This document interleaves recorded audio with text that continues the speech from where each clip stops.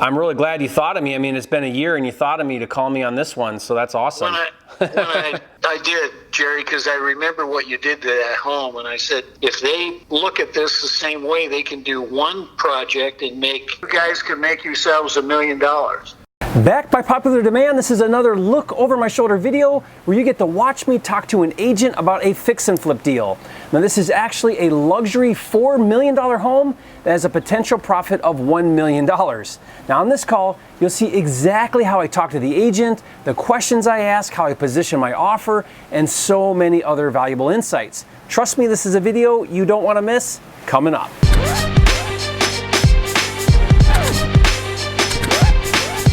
The Real Estate Funding Kit is out now. Learn how to get 100% funding for all your deals without dealing with the banks. Claim your free copy at myfundingkit.com. And if you're new here to this channel, I'm Jerry Norton with FlippingMastery.com, and this channel is all about ways to help you make money wholesaling and flipping real estate so you can live your dream life. Be sure to subscribe and turn on the bell notifications so you don't miss new videos. So let me give you a little background. About a year and a half ago, I did a luxury fix and flip in a high-end development in North Scottsdale, Arizona. It was a home I bought for approximately $600,000. I spent $200,000 or so in rehab, and then I sold it for like $1.1 million. Well, when I did that, I made a huge impression in that area. The agents and builders and investors saw what we did, and it instantly gave me credibility in that market as a player. Now, since that one deal, I've had agents call me multiple times about other deals and opportunities. In fact, one agent in particular named Scott, who specializes in that neighborhood, he came to me a year ago with a similar deal, but I wasn't able to put the deal together. And now 1 year later, he just contacted me about a new deal that he has with another high-end deal, and I recorded that call. Let's cut to it now. Yeah, hey Scott, how you doing? I'm doing fine. How are you doing? You got a minute? Let's talk about your deal here. What can you tell me about it? This house was built back in '95. Okay. Davis Driver sold it from Woodbridge, Connecticut. It was a second home or primary? Yeah, they bought it as a winter home since '95. I mean, it looks clean, well taken care of. You know, it's been pretty well maintained. He's up in his early 90s now, and he can barely get around. What they want to do, Jerry, is one of two things. Either have a long escrow and close in May, or they would close right away and lease the home back till May. They don't want to have to move or go back to Connecticut between now and then. They want one more winter season. Yeah, they do. Okay, so let me explain what the seller wants to do in case you missed it. The seller is a snowbird and lives in Arizona 6 months out of the year and then goes back to Connecticut in May with all the other snowbirds. So he's in his 90s and he wants to sell, and he knows he needs to start looking for a buyer now, but he doesn't want to leave until May, which is in like 7 months from now. So there are two options. Option one is I buy his house and then I lease it back to him for 6 or 7 months. And then option two is we execute a contract already now with an extended closing date in like 7 months so he can stay until May. Those are the two options. So next, listen as the agent explains what he believes the numbers are on this deal and why.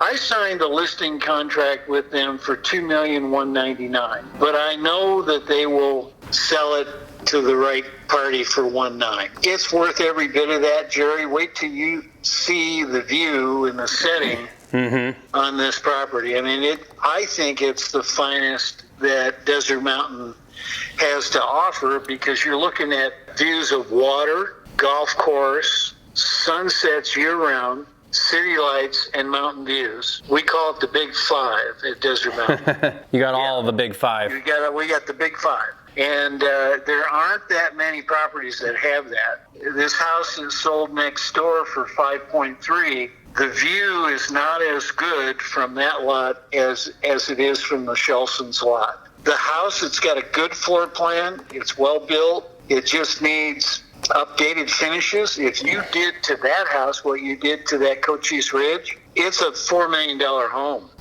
Honestly, it really is. What's the square footage? It's 6,400 and some odd square feet. Okay, so it's one of the big ones out there, 6,400. Yeah, we spent about, I want to say, $225. If you spent $350 on this house, you guys could make yourselves $1 million. Yeah. All you got to do is update the finishes. You think this will get $4 million if it was updated? I do. Absolutely, I do. And it's a very unique location. People want to be on big lots close to the main gate, not way up in Squirrel Forest. So according to the agent, the seller will take $1.9 million, and he thinks it will take $350,000 to totally update everything, and then it will sell for like $4 million. Now, I've done enough high-end flips to know that $350,000 isn't enough. I think it's more like $500,000. So let me break down the numbers. When fixing and flipping, I factor in 9% of the ARV, or after repair value, on the back end price to cover closing costs, which includes commissions to agents, prorated property taxes, transfer, sales tax, etc. Now, all of the fees to buy the deal for $1.9 million and then sell it later for $4 million. So 9% of $4 million is $360,000. I also factor in 6% to cover the finance or carrying cost, or in other words, interest payments to borrow the money from money investors to do the deal. So 6% of $4 million is $240,000. So let's do the math. A $4 million sale price minus $1.9 million on the purchase, minus $500,000 on the rehab, minus $360,000 in closing costs, minus $240,000 in carrying costs equals $1 million net profit. Now, this is the big leagues, I know, and a lot of things would have to go right for that to happen, and these are just preliminary numbers and assumptions, but I hope you watching this right now take this and start to think bigger. Don't limit yourself to small thinking and small deals. The way you go from small deals to big deals is you just start. Start right here today. Don't settle, keep learning and growing, push out of your comfort zone, and before you know it, you're doing bigger deals. Okay, back to the call. They want to sell this without a bunch of realtors coming through the house, dragging their clients. They want to do it on the QT, so we vowed not to put it in unless we absolutely have to. And I don't What's your time frame? When are you going to list if you don't find somebody? I'm going to exhaust my efforts on people that I think would be interested in this property in order to save him some commission dollars. You know, we won't do it for at least 60 days. And I told Stan, I said, this is so unique, I'll find a buyer for this. So the seller doesn't want to list his property on the MLS and have showings if he doesn't have to. This is very common, actually. Some people just don't want to be on market. So the agent is looking for a buyer off market. This is called a pocket listing, when an agent doesn't list a property on market and looks to make a private sale. So next, I present to the agent the idea of doing owner financing. Now this is where the owner will sell me the property, but instead of paying him $1.9 million and cashing him out, I give him a down payment and then I make a payment to him until it sells later. Listen to how I position this.